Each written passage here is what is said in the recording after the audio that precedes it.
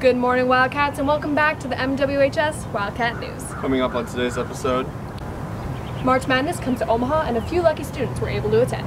A look at Rocket League and the students who love playing it. and a public service announcement about the dangers of social media. I'm Madeline Anderson. And I'm Andrew Pfeiffer.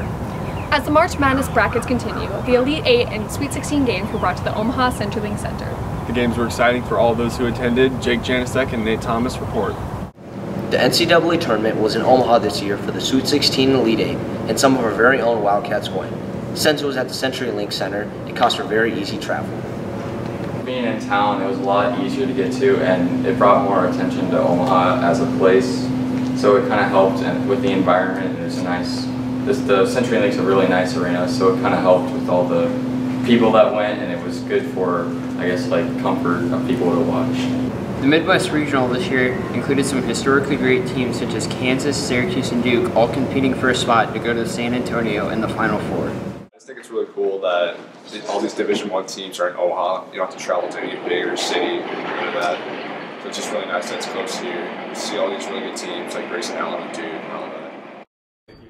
The CenturyLink Center attracted a lot of fans for the Sweet 16 Elite 8 games, which caused for an energetic atmosphere for the game. It was like the loudest basketball game I've ever been to. I've seen plenty of Creighton games before, and this one was like, especially because it was so close to Kansas compared to North Carolina where Duke is. It was basically just a Kansas home game, which it was because they were the one seed, but still. Yeah. It was just Kansas fans everywhere. So I was rooting for Duke because of that. I just wanted a good game. With going to the tournament comes with a price, and tickets were very expensive. For the Elite 8 game between Duke and Kansas, tickets were going as high as thousands of dollars just to go. This has been Jake Janicek and Nate Thomas with the MWHS Wildcat News. Gaming is becoming more popular by the day, as it is a large time consumer for most millennials. A new game called Rocket League is grabbing the attention of many students. Mackenzie Gonzalez and Cody Bennett bring us the story.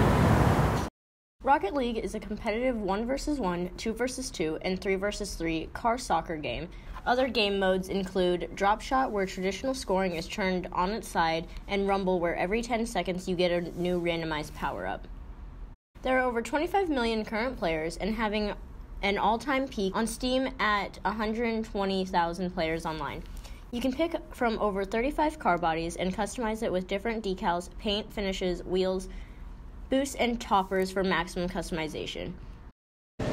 The best feature about Rocket League would have to be the fast-paced gameplay and the cosmetics, because there's a lot of things you can do. You can customize your car, certain bullet explosions. A lot of them are really cool, and it's a very user-friendly game. For more customization, Rocket League inserted crates into the game, which allows you to purchase keys to open the crates and earn some cosmetic-only car bodies or black market decals. I know for me, I spent a lot of money, and it did not go well. But, no, I mean, if they do make crates, they should have better chances for everything, and at least, like, have some sort of choice system so that people who don't have a lot of money or just, like, don't want to spend money have a chance of being something better. Psyonix, the creators of Rocket League, hold 3 vs 3 tournaments every 4 to 6 months, with 8 teams making the qualifiers. The champion wins $500,000. Take a look at K-Dop's ridiculous save. The shot from Magnus, not enough. The ball running away from him, and on 0 boost, that was the best he could manage. Psyonix will keep updating the game to keep it fresh for players and continue to have fresh new cosmetics and game modes. Yes, it's very much better to play with friends because then it's social as well. You're not just sitting in your basement. Well, you are sitting in your basement, but you're also talking to friends and having a fun time and winning games, getting dubs. This has been Mackenzie Gonzalez And Cody Bennett with the MWHS Wildcat News. It's no secret that our generation is attached to their smartphones. From Instagram to Twitter to Snapchat, it's easy to spend countless hours on your phone a day. Caitlin Kostas and McKenna Cole bring the dangers of internet addiction to light.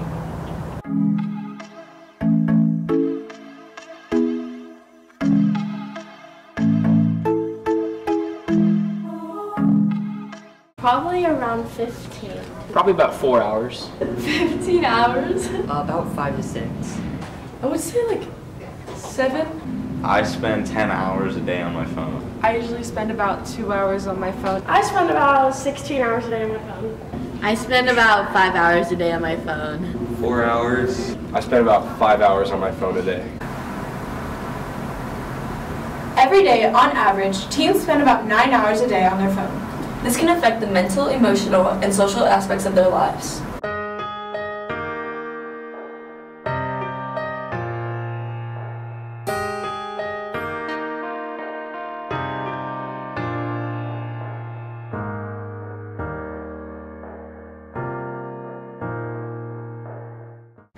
And that concludes this week's edition of the MWHS Wildcat News. Remember that there's no school on Tuesday unless you're a junior taking the ACT.